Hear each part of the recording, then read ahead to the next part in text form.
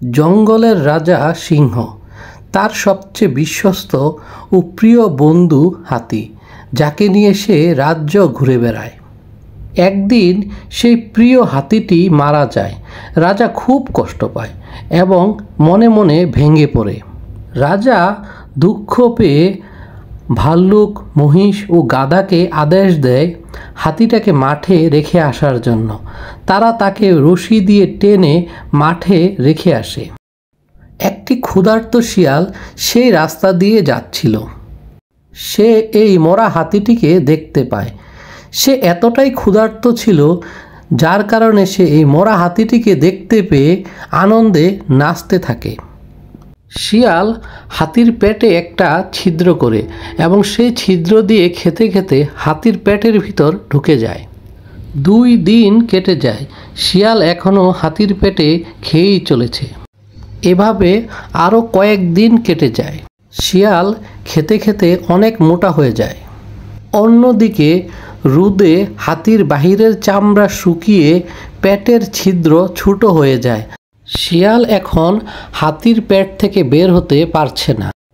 ওই দিক দিয়ে 2টি খরগোশ যাচ্ছিল। শিয়াল চালাকির আশ্রয় নেয় এবং খরগোশদের ডেকে বলে, আমি মরিনি। রাজামশাই যদি 50 কলসি ঘি আমার পেটে ঘষে দেয়, আমি উঠে দাঁড়াবো। খরগোশরা সিংহের কাছে গিয়ে সব কিছু খুলে বলে।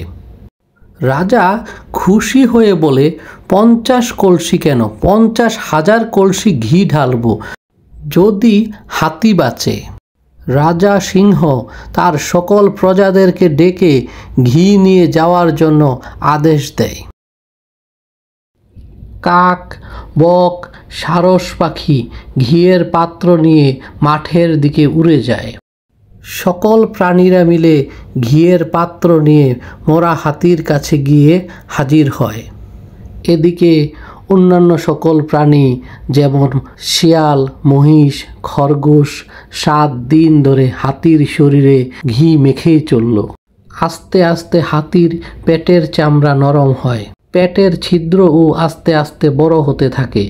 মাঝে মাঝে শিয়াল হাতির পেটের ভেতর থেকে নাড়া দেয়, যেন সবাই বুঝতে পারে হাতি এখনও বেঁচে আছে। পেটের ছিদ্র বড় হওয়ার সাথে সাথে শিয়াল বুঝতে পারে এবার তাকে পালাতে হবে।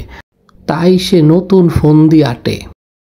শিয়াল হাতির পেটের ভেতর থেকে চেঁচিয়ে বলে উঠল, তোমরা সবাই সরে যাও, আমি এখন উঠে দাঁড়াবো। সবাই সরে গেল। শিয়াল হাতির পেট থেকে বেরিয়ে সবাইকে বোকা বানিয়ে দৌড়ে পালিয়ে যায়। এই গল্প আমাদের কি শিক্ষা দেয়? বুদ্ধি থাকলে বিপদ থেকে রক্ষা পাওয়া যায়, আর সহজ সরল হলে ঠকার সম্ভাবনা থাকে বেশি।